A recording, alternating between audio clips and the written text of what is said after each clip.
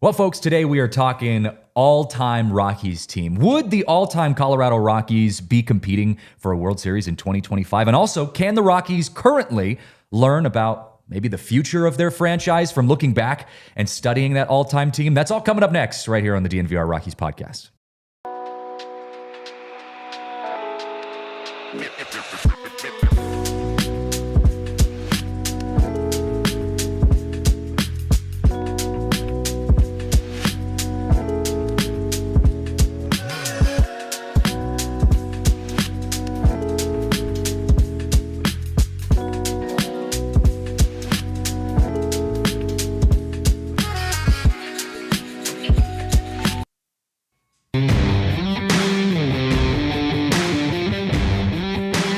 What's up, everyone? Welcome in to the DNVR Rockies podcast presented by Bet365. Download the Bet365 app.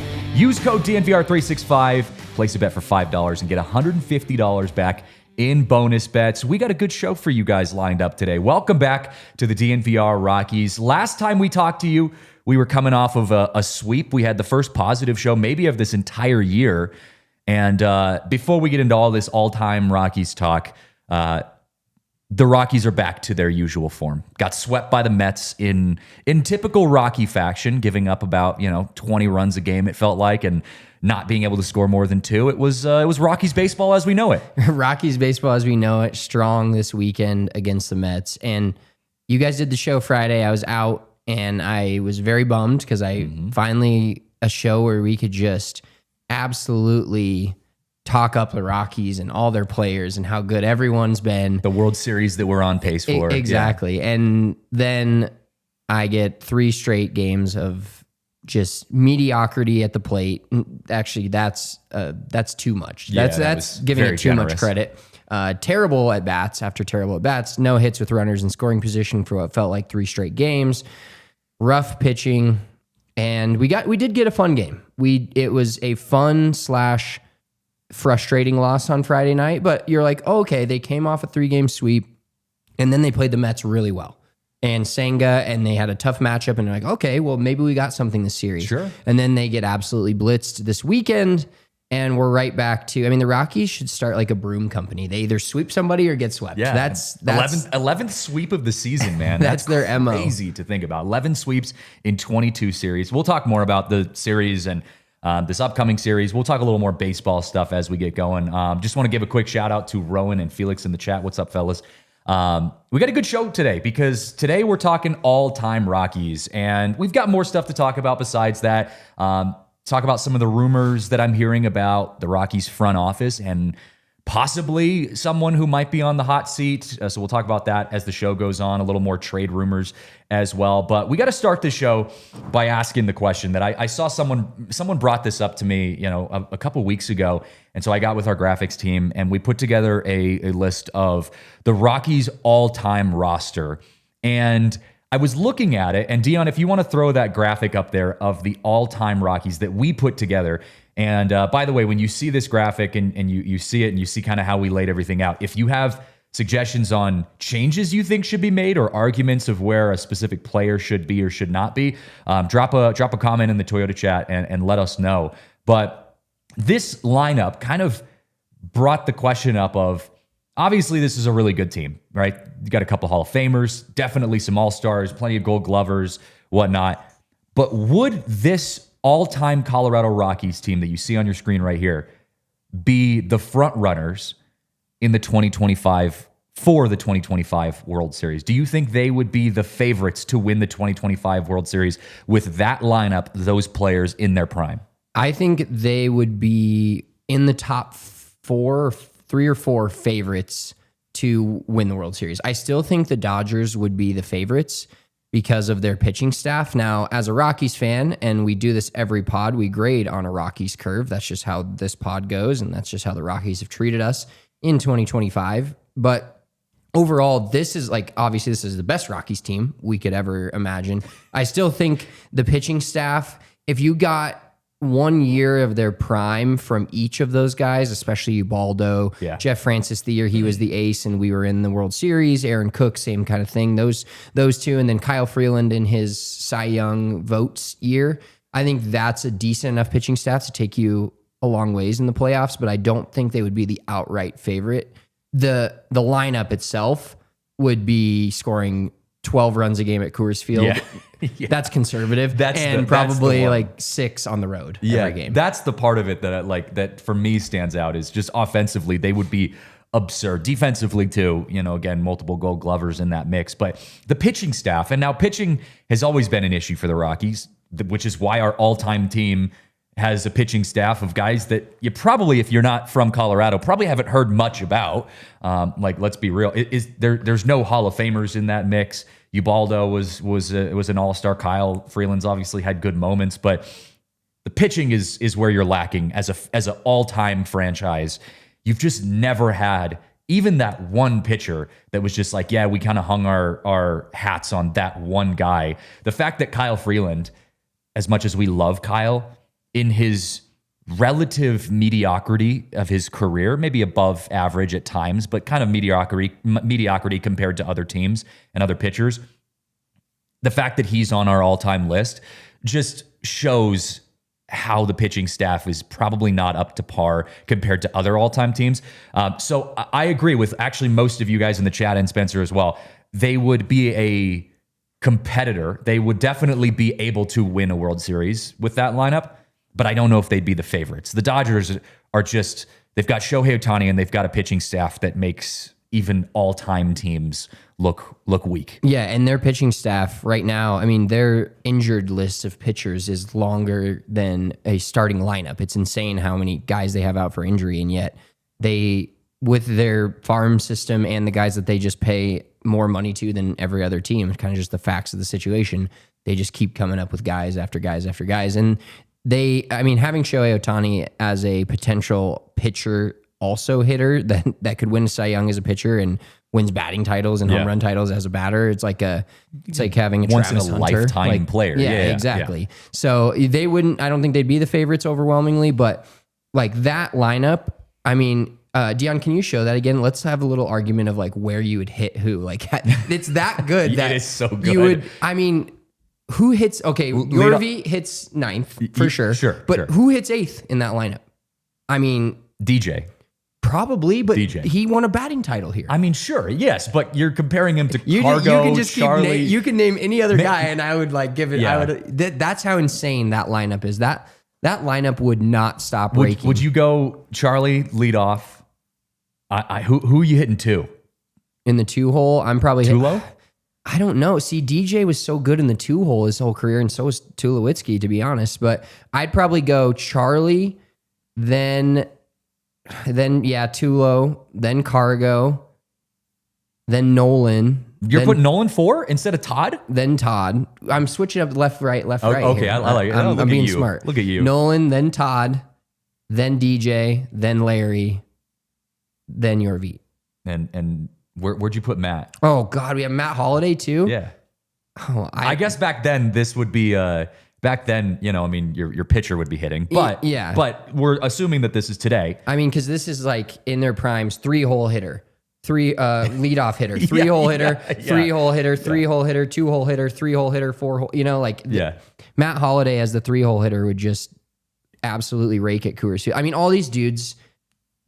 That lineup would be that might. I'm gonna hot take it. That lineup right there, just strictly off hitting, and maybe it's the Coors Field bias. I don't know if you could find a team that would put together a better batting lineup at their peak in the entire MLB. This is making me emotional because of how bad the Rockies' current offense is. When we were just at the game yesterday in a suite watching this offense, and it makes you want to pull your hair out. So when you see that and you're like I was even saying to you yesterday, I'm like, you watch a team like the Mets, when the Rockies play a good team, or even just a semi-competent team. The Mets are a good team, but just a semi-competent team, and you see what a decent to above average offense looks like, 1 through 9. It's so much different than what you see in the Colorado Rockies, where you've got guys like McNeil who are hitting 3 home runs in a series. McNeil. Yeah, I know. Like it's crazy to see what a good offense actually looks like. So when you look at a graphic like that and you see what offensively this team used to be at some stage or another, it's infuriating, actually, just because you're like, we had some guys that could absolutely crush the baseball. Yeah, 8 of those 9 hitters are better than, not just at their position, but are better than any Rocky currently on the team, except for I would take Hunter Goodman's bat at this moment over Yorvi Torrealba's, which is pretty obvious. But Yorvi was one of the best defensive catchers, and back when it mattered, And Rockies haven't back had a ton of good in catchers. our day when we used to pitch, catchers mattered for calling games. They don't anymore. There's the pitch comm, all that, but like that's where Yorvi was really just upper level and was on that run to the 07 World Series. But yeah, I'd take every single one of these guys just for their bats over every single Rocky that we have today, other than Hunter Goodman. And then you've got Gold Glover at first, second, short, third, left field, center field. Or did Charlie ever win a Gold Glove? I don't know, actually. That's I don't a great think question. he I don't think may he did. not I don't have. remember. And then I don't Maybe know he was about in Larry the, in the Walker. conversation. Yeah. But you have Gold Glovers at every infield position, multiple time Gold Yeah, Glovers. you know how like they show the lineup in the lineup graphic before the games, and it has how many Gold Gloves each player has won. The entire field would be gold for that lineup. James brings up the point, if we're talking about all-time Rockies in their Rockies prime, I feel like Marquez should be ahead of Francis, Cook, and Freeland. You've got a point there. Marquez, like when he was at his prime, which wasn't very long, but when he was pitching in his prime, he was, I think, a top 10 or top 5, Rockies pitcher all time. I just don't know if he stayed in his prime long enough to warrant the all-time team. That was kind of, I think, my argument. And we passed this along to other DNVR people as well, who've, grown up Rockies fans and have watched the Rockies their entire lives. And they kind of agreed Marquez's prime just wasn't quite long enough to warrant that. But no, in his prime, I agree. I think in his prime, Marquez is better than Kyle Freeland, for sure. When Marquez was on his game, I think he's one of the best pitchers that the Rockies have ever had. It just didn't last very long. But you could say the same thing about Ubaldo too. I mean, Ubaldo pitched really well, but it was kind of in a short spurt. Yeah, and pitching was different back in the day, but I was just trying to kind of buff up on these stats here. And in 2007, when Jeff Francis got Cy Young votes, I mean, he was 17 wins, ERA of like 4.1, which is, I mean, at Coors Field when you're pitching there half the time, 4.22, excuse me, that year, but 17-9 and is a 3.9 WAR over the season. So like Marquez, I think it's a little bit of, some of this is the product of the team. Like yes, the 07 team made the World Series, so you kind of have those guys in your mind, but overall, I think Marquez was just unfortunately, and this could be just due to injuries, he was just a flash in the pan for 2 years.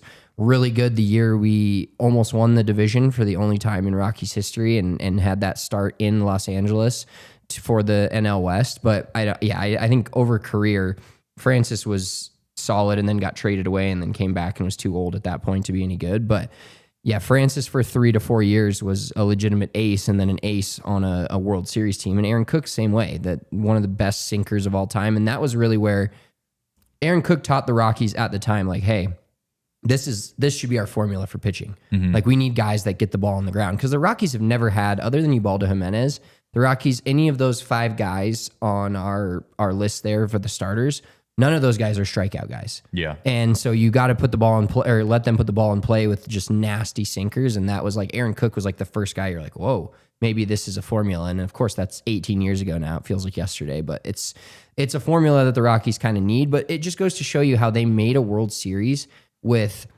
3 of those top 5 pitchers that we have on the all-time list that we are saying are not very good because their lineups. And Felix points out that as well, like Atkins and Hop on the bench, like 2 just steady. I mean, Willie Taveras was on that team. Kaz Matsui was on that team. There's just so many good pieces. And they made the World Series having a comparatively subpar pitching rotation against other teams. Yeah, it is interesting. And it leads me to my next point, which is, we're talking about, can the current Rockies learn something about, how to formulate their future when you look at a lineup like this and you look at the guys who have had success and the lineups that have had success at Coors Field and whatnot in the past. And I think what this shows, at least in the way that I was looking at it, what this shows is that, look, pitching is always going to be a challenge at Coors Field, but if you can stack your lineup with guys that can hit the skin off the baseball, you stand a chance. And that's my biggest takeaway with this. When I look at how do the Rockies need to get back to being a team that can compete even for a wild card spot, I don't really care that much about pitching. Yes, it'd be awesome to have Paul, Skeens and Tariq Skubal and all these great pitchers in Colorado. But the reality is that's probably not going to happen unless you really draft and develop like 5 or 6 really, really good pitchers. And even then, we're seeing that guys like Chase Dollander are really struggling to pitch at Coors Field and to pitch, in the big leagues. And so for me, you've got to get guys that can hit consistently and can honestly hit home runs. Like that's how you win at Coors Field. We've seen that time and time again. And I think one of the biggest reasons that this current Rockies team is as bad as they are, for all the reasons that they're bad, I think one of the biggest reasons that they are, or the most prominent reasons that they are, is the fact that we don't hit home runs. We've been out hit 22-44 home runs at Coors Field this year. The Rockies have 22 home runs. Other teams have 44 at Coors Field. Like that, to me, is a telltale sign of a team that is beyond a loss for hope offensively. 100%. And that's the most frustrating part as fans and us watching this. Like you look at the last 2 games and you hide the box score for the runs and you say the Rockies had double-digit hits in back-to-back games against the Mets, who are a competent team with a decent pitching staff. And neither of those games were particularly close because there's nobody's hitting home runs, nobody's hitting with runners in scoring position. The Rockies, and this is a stat that is not real, but it's real in my head. The Rockies are the best team, and you actually alluded to this yesterday in some talks with some guys in the press box, but the Rockies have always been, since they've had this really bad stretch since making the playoffs 7-8 years ago, are the kings of the meaningless hit. The 2-out single, and then the 2-out single again that gets a guy to third, and then what happens? No runs. Ninth inning, down by 10, you put up 2 runs, and you're just like, cool. Why? Yeah. Like, why? Exactly. Why are we doing this now? The meaningless hits are abundant with this team, and that's what you like. And I like your point about not hitting home runs because they are hitting the baseball, and I've lost my anti-Rockies parlay 3-4 times the last couple weeks because they haven't struck out enough, which is a good thing. And they are putting the ball in play and they are racking up double-digit hits at home. But when you rack up double-digit hits and score 1 run like they did on Saturday, and then yesterday, basically 3 runs until the end, the 9th inning, where it was essentially, they're just the guys just trying to get out of there and Mets are trying to fly home. They basically scored 4 total runs when it mattered in 2 games, getting 20 plus hits in those 2 games. Yeah, it is. Yeah, Rockies are back to pull your hair out baseball. Bring back the Blake Street Bombers. We'll end that segment on that. I agree with you completely, Drew. Got to take a break. After the break, though, is there a Colorado Rockies front office person whose job is on the line? Well, maybe on the hot seat a little bit. I'll talk about some of the rumors on that front coming up next. Well, folks, if you are in the market to get your floors replaced, maybe it's been on your list for years now. Got to replace those floors. Dogs are scratching them up. Maybe they've got a couple dings in them, and you've been trying for years to get yourself to take that step to get your floors replaced. Well, you got to go with our friends over at Empire Today, because today is the day. There's never been a better time to get your floors replaced. Not only will Empire Today give you a great discount if you use code DNVR, but they do an incredible job at making sure they give you the best possible floors. Their installation is incredible. Their service is quality. They've got good speed on everything, so they make sure that you get the floors of your dreams, or even just a good quality floor in a timely manner. And so Empire Today, I can't say enough good things about them. Schedule a free in-home estimate today, because some things are just better at home. DNVR listeners can receive a $350 discount when using promo code DNVR. Yes, you heard that right. A $350 discount with code DNVR. Restrictions apply. Visit EmpireToday/DNVR for full details. Also, got to give a shout out to our friends over at First Bank. Whether on the road, at home, or somewhere in between, First Bank makes banking easy, convenient, and secure. Their mobile banking app allows you to check balances, pay friends, and manage your money anytime, anywhere. And here's the best part. Open a new First Bank checking account today, and you could earn $300. First Bank is all about helping you stay on track. Their tools make it simple to stay in control of your finances without any of the hassle. No matter where life takes you, First Bank gives you the freedom to bank how and when it works best for you. So if you're ready for a better banking and a chance to earn a little extra, head to efirstbank.com/bonus. That's efirstbank.com/bonus to open your account. Bank how you want, when you want with First Bank. Certain restrictions and requirements apply. Member FDIC. All right, before we get into this front office conversation, I want to play a clip. And Dan, if you can get that queued up for us here in a second. I always love seeing what the rest of the world thinks about the Colorado Rockies, because we do live in a little bubble here. And I think we kind of can sometimes get sucked into this vacuum. Again, we get into our own little world here, and Not a fun world. It's not a fun world, but it's interesting to see what other people think about the Colorado Rockies. And so when you play teams and you see talking heads who cover these other teams and how they react to playing the Rockies, it's kind of not refreshing, but it's sometimes interesting to get like different takes from an outside source on what they see from the Colorado Rockies. So, of course, when the Mets are in town, you hear a lot of commentary coming out of Frank the Tank from Barstool. And I don't know if you caught his rant after the Rockies got swept by the Mets. But, Deanna, if we could play this here, I want you guys to take a listen to what Frank the Tank had to say about the Colorado Rockies after his time, sweeping us. This is what he had to say. All right, well, when you play a team like the Rockies, you got to just bash them, pound them, smash them, crush them, and that's what the Mets did today. You know, the Rockies, they are so bad. They make, the Rockies are so bad. They make last year's White Sox team look like the 1998 Yankees. I mean, you want to talk about putrid? You want to talk about incompetent? I mean, and there's no hope. There's no farm system. And the fans are kind of apathetic, I guess, but good God. I guess it's, when you're in the Rocky Mountain High, I guess it doesn't bother you that much, but boy, I tell you, that Rocky team, oh my God, it is bad. There's only like one or two players in that team that I call like quality major leaguers. And they're probably going to get traded if they're smart. I mean, start building whatever you have, whatever you can get for anybody. Chris Bryant, where are you? I mean, how is this team so bad? Holy shit. But great win for the Mets, getting the sweep. Pirates helped the Mets out, sweeping the Phillies, and even Jeff McNeil was good today. And, of course, Pete Alonso, big day. I love that. How are they so bad? Holy shit. So he said everything that we've been feeling for the last, 6 years now. But, it's definitely something to see what the rest of baseball thinks about our Colorado Rockies. And it's not great. And I do think, and the whole point I'm trying to make with this is that the noise level has picked up. And, I was thinking about it over the weekend because we were at the games.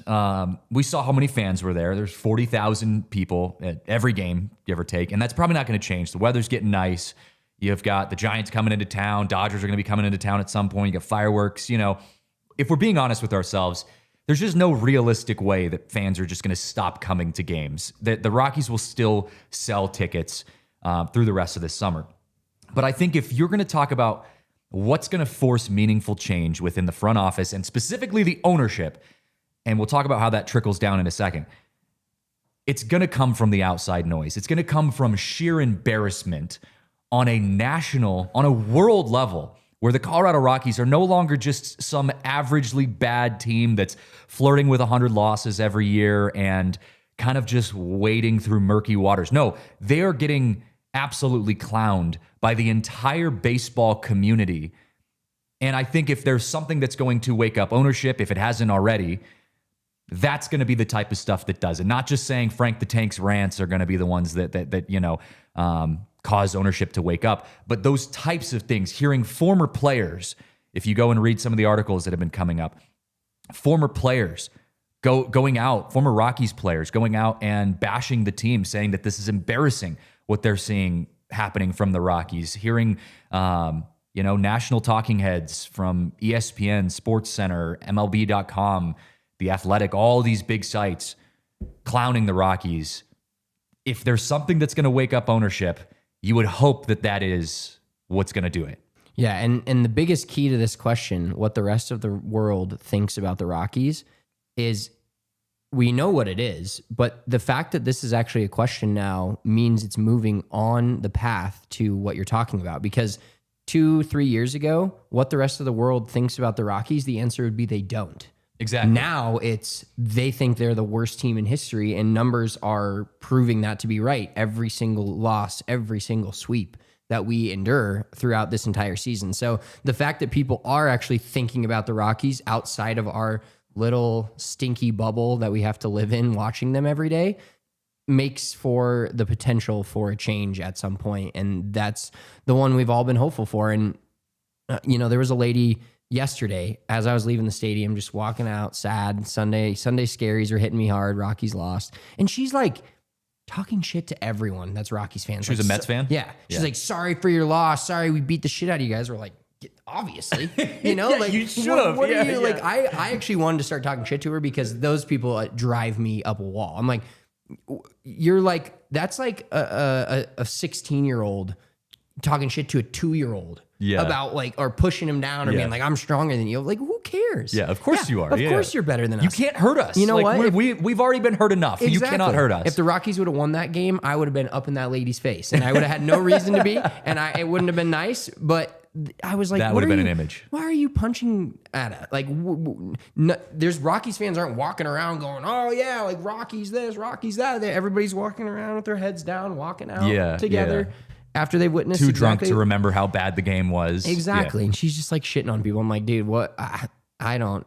Go pay Juan Soto another $750 and don't win another World Series. Say, man, I will say, I don't know if, and Scott, you might have been able to hear this because you were saying that you were at the game, and I don't know if anyone else in the chat was at any of the games, but there was a Juan Soto heckler, a Rockies fan, Juan Soto heckler, who was going off on Soto the entire game, all of his at-bats. Every time Juan Soto stepped off, there was 2 people behind home plate who were just berating Soto the entire thing. And I was kind of proud as like a Rockies fan because let's be real, we're Rockies fans. This isn't Philadelphia. This isn't Chicago. This isn't the Red Sox, right? Like, this is Denver, Colorado. We're much softer than those like East Coast fan bases, although we love our teams.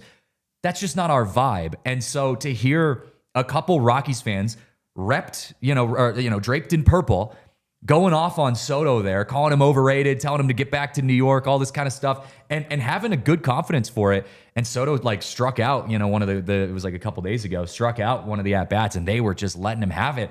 I was proud, man. I was like, let's go. That's the Rockies fans I love right there. Yeah, as much as we've gotten beaten down this entire season in the past couple of years, and continuously on, for who knows how long, there are some people that still have the fight left in them. And you can't say, and you made the point, like, you can't talk shit to Rockies fans because it's like, we're the worst team in the history of baseball. What do you think you're going to say that's going to upset us? Like, we get it. If we win a game, we can talk as much shit as we want because no one can say anything to us. You just lost to the 12-52 Rockies or whatever the hell our record is right now. That's good, right off the top. Was it 53? Maybe 53. Yeah, I've lost track. Like that's the thing, man. It's a whole thing. But anyways, to roundabout all the way back to this whole front office thing, it wouldn't come as much of a surprise to you guys, or it shouldn't come as much of a surprise to you. Bill Schmidt, I've had a lot of conversations with people within, maybe not the organization, but people who cover the team, kind of simultaneously with me, some players, just people around the Rockies behind the scenes. And I've been kind of the camp that I think Bill Schmidt is pretty safe in his role. I don't think Dick Monfort's going to go out of his way to ripple the water that much with Bill Schmidt. I think they kind of played the safe move of firing Bud Black, and I think Schmidt is pretty safe in my eyes. I have heard a lot of people who have a lot of deep connections in the Rockies organization very, very confidently tell me that Bill Schmidt will not make it through the year. And I've heard it over and over and over. So I'm starting to kind of feel like I'm in this camp now where I don't know if the Rockies will have the same GM by the time this season ends. And so I think it's at least worth having a conversation at this point, because I do think there is a world in which Bill Schmidt gets let go before the season's over. Yeah, and that's really the last card they have to pull in terms of, like, somebody tweeted me and was like, are they about ready to fire Jordan Pacheco and Warren Schaefer? And I was like, come on, man. Yeah, like, no, those guys are safe. I get it.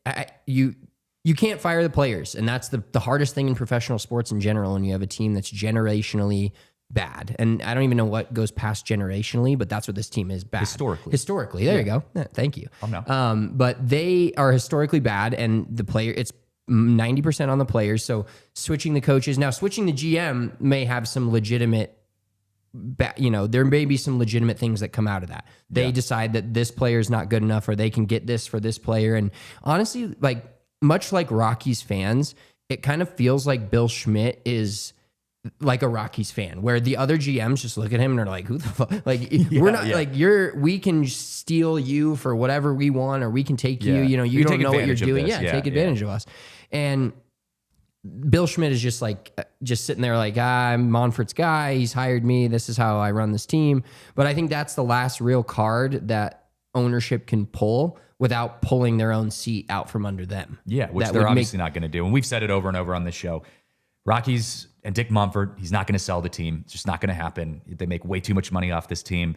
But the next best thing would be to rearrange the front office. So we do have to take a break. But after the break, I want to ask the question, if the Rockies are going to move on from Bill Schmidt, when do they do it? When's a good time? Do you do it before the All-Star or before the trade deadline so that you put someone else in place?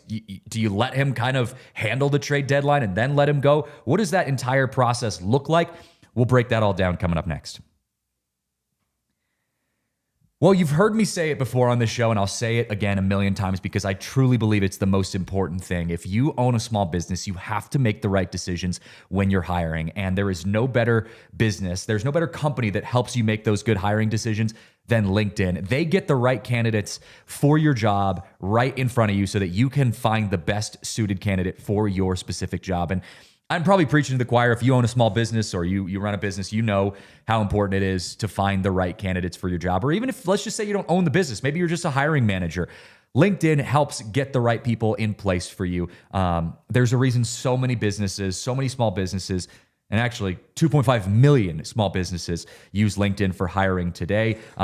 You can let your network know that you're hiring. You can get help with your job descriptions, all of that kind of stuff. Their algorithm takes care of all of that for you. So post your job for free at linkedin.com/Rockies. That's linkedin.com/Rockies to post your job for free. Terms and conditions apply. Well, folks, summer is upon us, and that means it is time to get control of your finances. Really, there's never a bad time to get control of your finances, but summer is the best time to get control of your finances because it's an expensive time. And so you got to make sure you are really, really managing those finances well. And Monarch Money helps you take care of all that. We know how messy and confusing finances can be. Monarch Money, they act as like your personal CFO. You download the app, you get your account set up using code DNVR at monarchmoney.com in your browser, and you can get on track with your finances. You kind of see where you're spending more money than you should. Maybe you're spending more money on coffee. Maybe you're spending more money, golfing, which we all know that's a problem for us here on the DNVR Rockies show. So, whatever it is, though, you got to keep track of those finances, and Monarch Money helps you do that efficiently. They were named Wall Street Journal's best budgeting app in 2025. Get control of your overall finances with Monarch Money. Use code DNVR at monarchmoney.com in your browser for half off your first year. That's 50% off your first year at monarchmoney.com using code DNVR. All right, so we asked the question before the break, if the Rockies do move on from Bill Schmidt, when do you fire him? Do you fire him today, as Lane says in the chat? Do you move on from him before the trade deadline and let someone else come in and handle that trade deadline? Do you trust him to handle the trade deadline effectively? Or do you say, you know what, we're going to let you handle this trade deadline and then we'll let you go after that? I mean, obviously, Schmidt's trying to save his job. I don't know if you've heard him go and do all these interviews. Every single time it feels like he does an interview, he's defending ownership. He's talking about how bad he feels for the Monforts and all this kind of stuff. It feels like he's trying to save his job. The writing's kind of on the wall. So if they move on from him, how would you prefer they do it? So there's actually a couple parts to this, and the chat's kind of just writing I had this theory in my mind when we talked about when to fire him, and firing him today would be the best decision for right now. And it would feel the best as a Rockies fan. You'd think, okay, you're going to get a new GM in there that's going to be able to handle the trade deadline, which hopefully the Rockies get out of their shell a little bit at this trade deadline, maybe move on from a few players. And, it'll be interesting to see if we can get any value for anybody. So that's part of the equation. Somebody else has to want the players you have in order to make a trade. So it's not always on Bill Schmidt. And I'm not going to sit here and defend Bill Schmidt, but the overall idea for me, I think it's best to wait throughout the end of the year and fire him and then go into the offseason and find a new GM because of Drew's point right there. Because if they fire Bill Schmidt today, what happens? They bring someone else from inside the organization in. That's already going to be a tough thing for them to do no matter when it is, but they're definitely not bringing someone new in the middle of the season. So they have to wait, in my opinion, until the end of the season, fire Bill Schmidt then, see what he does at the trade deadline. Obviously, it's hopefully something good because there has been a few moves the last couple of years that they don't move the needle for the entire team, showing the record, but they have made some good moves. They got Victor Vodnik back. They've made some smaller trades or some smaller moves that have helped and could be pieces on a team that's good in the future. But overall, they need to hire someone from outside of the organization, and that definitely will not happen if they fire Bill Schmidt today or soon or during the season. So be careful what you wish for, Rockies fans. I'm telling you, I want Bill Schmidt gone just as much as I want Dick Monfort gone and the entire front office cleaned out. But the likelihood of them hiring someone from inside the organization, if they fire Bill Schmidt today, is 110%. I give it over 100% that they would find someone. Maybe it's Dick Monfort's son who's like the COO or whatever he does. Like maybe he comes to GM, and then we're in a worse spot. So I think we just got to eat it this year, take our punches, get through this season, and then fire Bill Schmidt, and hopefully find someone from outside the organization that can lead us into the offseason, lead us into winter meetings and the trades in November, December, getting rid of some guys and retooling the roster, whether that's the major league roster by signing free agents or the farm system by trading away your veterans. I don't trust Bill Schmidt to do it, and I don't trust firing Bill Schmidt and hiring someone else from inside. I mean, we've actually kind of divided the chat a little bit here. It looks like a couple people are saying, fire him today, which again is the feel good, response. I get it. You're upset. You want, heads to roll type of thing. We wanted Buddy gone, or fans wanted Buddy gone when the Rockies started the season. Now, next on the list is Bill Schmidt. I will say, I still go back to this whole thing. I was surprised that the people who have been around this organization a lot longer than I have were very confident that he will not make it through the end of this year. So it could happen. I think the writing is on the wall, like I said. For me, I'm kind of in the same boat as you. I would be okay with letting it go through the year. I mean, you're already the worst team in the history of baseball, maybe at this point. And so let it go through the year. You know what you have to do during the trade deadline, whether you have a new GM or not. Bill Schmidt knows what he has to do. He knows what's expected of him. The Rockies have to get value for some of the guys that they have, if not every single guy that they possibly have currently with value on the team now. So yeah, we'll keep an eye on it. I'll keep having those conversations and try to get more information, but it as of now, it looks like things are moving towards that. But I wanted to circle this into the next part of this conversation is there's been another name that's kind of come back up, or at least keeps coming back up as someone that the Rockies are really trying to get into a place that's tradable. And that's German Marquez. And I tweeted this out, yesterday, I think, or 2 days ago, that the Rockies are really trying to get German to a place where they can trade him. Because if you look at his stats, he's got like a 6.7 or had a 6.7 ERA going into last start, but his last 3 starts have been better. He has a 3 ERA through his last 3 starts before Saturday's start. And I keep hearing over and over from people within the Rockies organization that the Rockies are really trying to trade German. So maybe you leave a guy like Bill Schmidt in place to handle that trade deadline with a player that he already knows, with the contract he already knows, a system he already knows. You hope to get whatever value you can out of all of these guys, and then, like you said, you move on from him after that. Yeah, it's every good start for him nowadays. It makes us feel good in the Rocky sense, and also in the back of our heads is like, all right, trade value is slightly going up and up and up. Because as we talked about a little bit earlier, I mean, this guy has been a good enough pitcher to, now the Rockies haven't had the greatest pitchers of all time, but been a good enough pitcher to consider him being one of the best pitchers in Rockies history. So he's as Mark says in the chat, he's the all-time strikeout leader for the Rockies. He's a guy that 3 years ago had an insane value, but that's when you were, or, I should say 7 years ago, when he was coming up through the Rockies system, who they traded Corey Dickerson to get German Marquez. Like, there were some good moves made there, and then they extended him. And then he had Tommy John and kind of just hasn't been the same pitcher since. The velo's way down. Strikeouts are down. He used to be a borderline every year. You're like, this is our bona fide ace. This is the guy that could win the Cy Young or at least get some votes for the Cy Young. And now his value has tanked. But one of the very interesting things that we will never be able to tell, as connected as you are in the organization, within the other writers that are very connected as well, is what other GMs see in these players. And there's a good chance, I'm hopeful, I'm going to be purple glasses on this take, but there's a good chance a lot of GMs around Major League Baseball look at the Rockies and say, I could use that guy, and that guy will be better for us than he is with the current Rockies because of the way the entire season's going, the way the team's morale is down. They can't get confidence.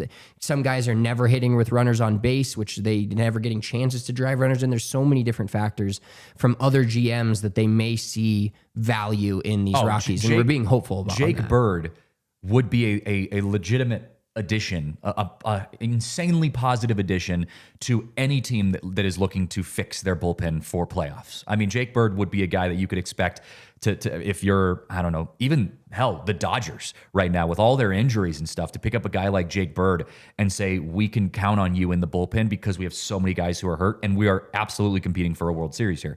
So yeah, the Rockies do have value. And I push back on some of the outside writers and stuff who say, oh, the Rockies are so bad they don't have anyone who they can trade. It's like, no, there are players. Ryan McMahon, if you push hard enough, you can probably get some value for Ryan McMahon defensively for a team that doesn't need a crazy bat but needs some lockdown defense. You can definitely get something for Jake Bird. You can definitely find a way to get something for German if German kind of picks himself back up.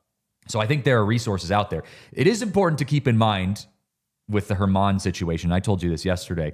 The Rockies have set up his contract, or maybe I should say German set up his contract, to where he does have a $1 million trade clause written into his contract. So if the Rockies trade German Marquez, they owe him an additional $1 million because they traded him, in addition to what they're paying him currently in his contract. If you get into the weeds on German's contract, it's all incentives. He has so many different incentives, the trade piece being one of them. So the Rockies do have to keep that in mind. Not that $1 million is a ton in the grand scheme of things, but given the Rockies have been cutting payroll, you do have to keep that in mind that you might have to ask for a little bit more.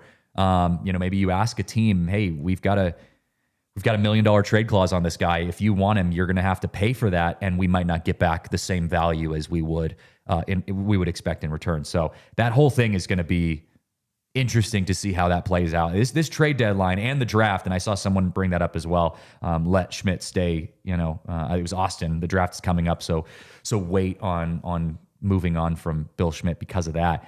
There's a lot of things that you have coming up that are very important if you want to rebuild this team at some point. And it is very challenging to, get rid of your GM right before you go into that. Yeah, 100%. Because it's going to be, if they do that, it's going to be maybe even more on Dick Monfort's plate to decide. And I do not. Nobody wants that. Nobody wants that. Nobody in this that's a fan of this team wants that. So yeah, I think there's too many decisions to be made regarding just the roster itself and the players in the next month, and not only the current MLB roster, but also the draft and 10 to 15 guys that if you find 2 or 3 potentially change the franchise in 3 to 4 years. Look at like Jack Caglianone, like how he's just balling out. I don't think he's been that great in the show, but like a guy like that where he'll figure it out. The whole fan base is behind him, and hopefully Charlie Condon can be that guy. But right now in this moment, that looks like another miss on Schmidt's plate where he drafted Condon over Jack. Yeah. And so that's where you're like, you keep getting worn down by these decisions. Or if you just go back and look at the MLB drafts, which I've done a few times, which is not, I don't recommend if you're a Rockies fan, and just like seeing the first round and seeing who the Rockies picked and then the guys behind them. But the goddamn Dodgers, they could pick 25th, 26th, and it's like Austin Barnes or like just so many good MLB Will players. Smith. That they get like, what the hell, so dude? Late. You're like, how do they keep doing this? But yeah, I think there's just there's way too many moving pieces right now to then, you've already fired your manager, you've already fired your hitting coach, you've sent guys down, you've brought guys up, you've had multiple MLB debuts this season. You've got, injuries, which is another thing that kind of sucks right now. Like we talked about it yesterday at the game. Ryan Feltner being out and Austin Gomber still coming back from injury. I'm not going to sit here and say these guys are world beaters, are going to help the Rockies win 50 games the rest of the season, but you literally have to have players. You have to have guys pitching at the major league level. So that's maybe, like the idea that why is Senzatella continuing to get starts? Because they don't really have anybody else right now. Yeah, Gomber's on the go? shelf and Feltner's on the shelf. And there's guys that, Palmquist has gotten some starts and then he gets to start move back. So like you have to have guys go out there and attempt to win games. And once maybe they get healthy and they figure out a spot for Ritter or however that ends up working out, you can figure out, hey, do we have some guys that we can play the rest of the season and get them meaningful at bats, and then trade the Ryan McMahons, trade the Kyle Farmers, those guys that maybe don't have a lot of value to you, but other teams will see value in them. Yeah, absolutely. Absolutely. Well, speaking of Charlie Condon, since we did just bring him up, I want to talk about our first base situation. We got to take our last break, but our first base situation is very interesting right now, and Charlie Condon might be playing a role in that. We'll talk about that coming up next. Well, Volo is one of our favorite partners here at DNVR, and there is a reason, because they are so much fun. Volo is an incredible time. If you haven't already seen Volo out at one of the various parks that people enjoy Volo in, you got to check it out. Volo is an adult social sports league. One of my favorite activities to do in the summer, because it's super easy. You just get to pretty much show up to a park, sign up, as a free agent or someone who you can even sign up as a part of a team. And they have so many different sports you can choose from: soccer, volleyball, pickleball, kickball, beer in hand kickball, electric, basketball, cornhole, tons more. They play all over Colorado and Denver. You can meet new people, make friends, hang out. I mean, it's an incredible time. So you can sign up as a free agent, small group, or a full team, and all ability levels and backgrounds are welcome to join. Use code DNVR10. That's DNVR10 for $10 off any Volo Denver league. All right, it's one of our favorite times here on the DNVR Rockies podcast. It's the time that we get to talk about our friends over at Bet365, because we normally have an anti-Rockies parlay to pass out, but the Rockies did have an off day, or do have, I should say, an off day today. So we don't have an anti-Rockies parlay on the Bet365 app to talk about, but if you use that code DNVR365 when you sign up, you can deposit $10, choose between either a bet and get offer or a first bet safety net offer. They've got tons of awesome boosts. What's your Bet365 bet looking like today, aside from Rockies? The bet tonight is Mariners Diamondbacks over 9.5 runs at even money on the Bet365 app. The Mariners are starting a guy named Emerson Hancock. Good old Emerson. Good old Emerson Hancock with a almost 5.2 ERA and a 1.47 whip. Now, Merrill Kelly, been decent for the Diamondbacks, but their offense, and I would bet the over in every Diamondbacks game, no matter who's pitching for them and no matter who's pitching for the other team. Yeah, they're crazy, just man. insane. And this game is at Chase Field, hot balls flying. So take that over. We love hot balls flying. We love hot balls flying out of the park. We don't get a lot of that here at Coors Field, unfortunately, or from our team, the Rockies. Other than Hunter Goodman, he's a hot ball man.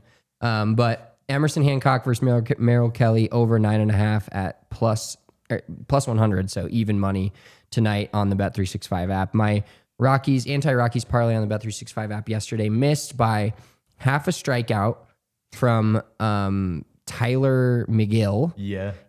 Good old McGill. But Cy Young McGill. Unfortunately, one of my bets was also Rockies under 4.5 runs, which if that would have hit in the top of the ninth inning or bottom of the ninth inning in a meaningless, I would have probably thrown my phone out of the suite into the first level.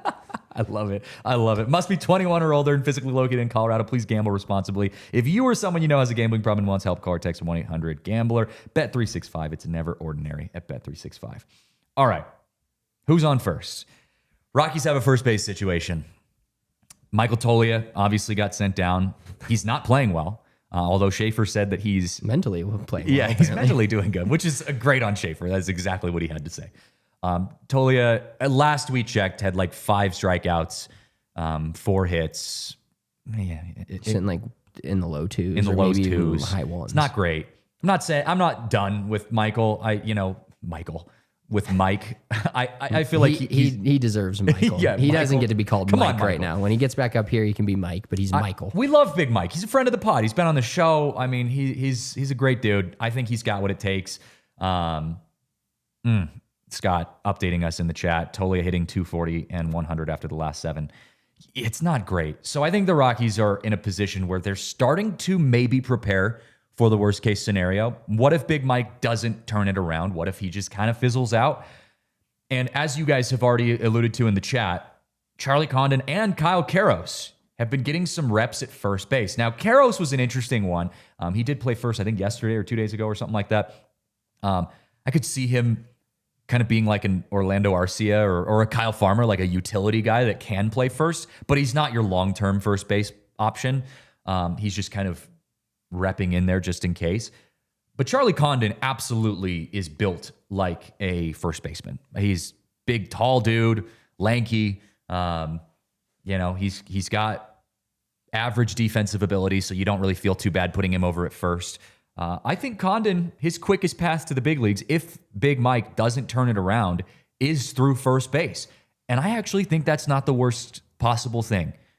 If Mike's not able to turn it around, if that possibly speeds up Charlie Condon's ascent to the big leagues, I'm all for that. Yeah, 100%. I mean, I can't believe you're sitting here on June 9th and you're telling me that the Rockies have already had 5 players, 5 different guys start at first base, and Orlando Arcia is not the answer? What is wrong with you? Do you not see what we see in this guy? There's so many of those, like, if you had told me 6 months ago that we'd be sitting here on June, whatever day it is, June 9th, talking about the fact that the Rockies have already sent down Michael Tolia and are 12 and 150 right now and, whatever. Yeah, I'd be depressed. And here I am. So Orlando Arcia is playing first base. He made his debut. Ryan Ritter starting at shortstop. You would have said what went wrong. Yeah, with, why? I mean, yeah, Tovar's why? hurt. Yeah, why? Exactly. Second base, Estrada, like he's finally back. And Slam Hilliard's back out there in the outfield. Yeah, Sam Hilliard's playing Mickey Moniak. Center field. You're like, oh my God, what happened to Doyle? Like it's there's so many things just from the lineup in the game yesterday that you could. If you told us that in March, we would probably have... We'd quit. Yeah, we'd be done. Yeah, we'd be like, we're not covering the Rockies. This would just be blank air. Yeah, yeah, exactly. Condon, if he gets up to the big leagues, I think that'd be, as quickly as possible. I think that would behoove the Rockies, especially after seeing what Jack is doing over in Kansas City. I did also talk to one of our good friends, friend of the pod, Thomas Harding, who has covered the Rockies for longer than I've been alive, it feels like, and I asked Thomas, because we talked last show about, hey, would the Rockies possibly sign Lamont Wade Jr. as like your first base kind of vet? Because the Rockies are so typical of signing their veteran guys like Orlando Arcia, Tyro Estrada, that kind of thing. And he said he'd actually talked to some of the people in the organization about that, not Lamont Wade specifically, but about like signing vets.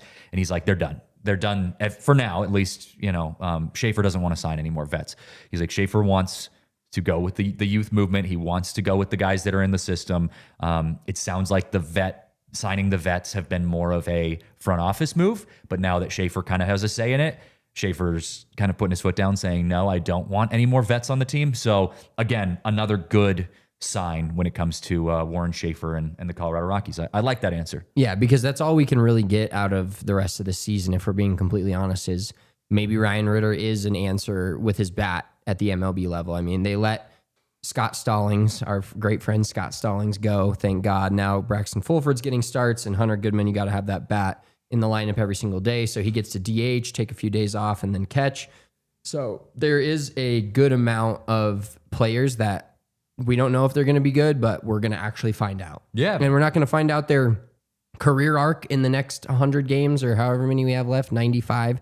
But we're at least going to see if they feel like those guys are ready. And we'll see if they'll stick. Yeah, and to be honest, if one guy that's as of the start of this season comes up from the minor leagues in this system and ends up having a decent end to the year, we can put him in the conversation of the, unfortunately this hasn't worked out for us, but the Nolan Jones or the Brenton Doyles or the guys that like blew, or Hunter Goodman this year that blew up. Even Tolia last year. Blowing up. And then hopefully you go into next year and we're talking spring training, like, remember when they called this guy up in June or July and then he just he made it there. He gave the management no reason not to play him. Like, Yeah. let's just hope for one of those guys. I mean, Agnos is that guy for me right now. Goodman, same 100%. thing, but Agnos, although Agnos has given up a couple home runs recently, he's still, I think he's been put in tough situations. He's still playing good baseball in my eyes. So Agnos was a win because he got called up this year. I mean, this was his big debut this year. So the fact that he's already kind of like solidified himself as a consistent closer and bullpen piece for the Rockies after just a couple months is huge. But it is Monday, and if you guys have been sickos long enough like we are and have been watching this show long enough, you know what we do on Mondays. It's time for the Circle of Trust. And the Circle of Trust is taking a bit of a hit. That happens every time you get swept, which is a lot this year for the Colorado Rockies. But we do have to update our Circle of Trust. So I'll ask you out of the gate, what's changed? Who's on it? Who's your guy or guys in your Circle of Trust right now? Jake Bird, feet right in the middle of that Circle of Trust, holding up an umbrella, waiting for anyone else to come join him. I think Hunter Goodman's still in it for me. Still, nobody really had a good offensive week, but Hunter Goodman still, I feel confident with him hitting third or fourth in the lineup, as confident as you can feel with zero protection around him. And a couple of guys that are other worlds away from the Circle of Trust right now, like they are on the opposite end of the earth. They're in Antarctica to the Circle of Trust in the bottom of South America are Tyler Kinley. He has been terrible. Yeah, he has. And Brenton Doyle, man. Like, I don't want to get into too much of what's going on because we don't know. There's been some personal things. The Rockies bereavement list is going to be longer than their starting IL. pitcher list. Well, by the end of the year. They have more guys on the bereavement list than they've had on the IL, it feels like. And so you don't know what's going on there. And I'm not going to sit here and act like somebody in my, somebody sitting here behind a microphone can play better center field or hit better than he is, but his average dropped below 200. Yeah. He sat out on Sunday. Sam Hilliard got to play and played really well, had a couple doubles, a couple runs scored. So Sam Hilliard is not the future plan, and we still hope Brenton Doyle is a future plan at center field. But right now, he is. It's sad. It's sad. I have faith in Doyle, though. So Doyle feels more like a bad slump to me. I still see the foundations, the fundamentals of him as a hitter still being there. You don't feel like there's just big holes in his swing like you did with Tolia. You don't feel like it's, even Rymack. It just feels like he's just not making the right choices at the plate. And so I'm not as out on Doyle. I think Doyle is just going through a slump. And let's be completely honest. Not only is he dealing with stuff outside of baseball, but the Rockies freaking stink. So it's just that, we always say winning's contagious, losing is contagious. I think Doyle is in a position that is just not allowing him to succeed. I think he'll be fine. You got to keep him in the lineup, give him a couple more days off maybe, but got to keep him in the lineup. I think he'll be totally fine. I'm not too worried about Doyle. Mark with a great one. He actually took one of mine that's like foot in to me. Yeah. Tyler Freeman's been great. Dude, he's got this, the longest hit streak in Major League Baseball right now. He's at 8 games. 8 games. And he needs to be hitting, he needs to be hitting second or third. For now, at least. First or second. He's crushing it, dude. He's, and you look at what Nolan Jones is doing on the other side of baseball, and it's not great. As of now, the Rockies have won the Nolan Jones trade. So I'll give you credit, Bill Schmidt. The Rockies have won, as of now, the Nolan Jones trade. Long term, I don't think that's going to be the case. Not that they're going to lose the Nolan Jones trade, because I do think Nolan Jones is not the player we expected him to be. But Tyler Freeman, I don't think will end up being the player that we hope he could be. But good for him. Happy to see it happening. Yeah, and he's fast. It's fun. He kind of puts pressure on the defense. He's gotten a few infield hits, and then he's driven the ball. He had an opposite field home run in New York. Tyler Freeman has been a Rockies level pleasant surprise this season. Yeah. For a guy that you had a lot of pressure coming into the season.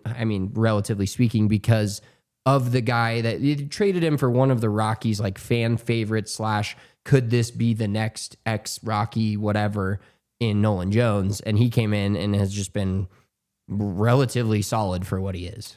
Yeah. So with your whole, he's got 1 foot in. Sam Hilliard's kind of a 1 foot in right now with me kind of guy. And again, same context. Not someone long-term you're going to have, but he's been hitting the cover off the baseball. He's been playing really well, comes in off the bench and is swinging a hot bat.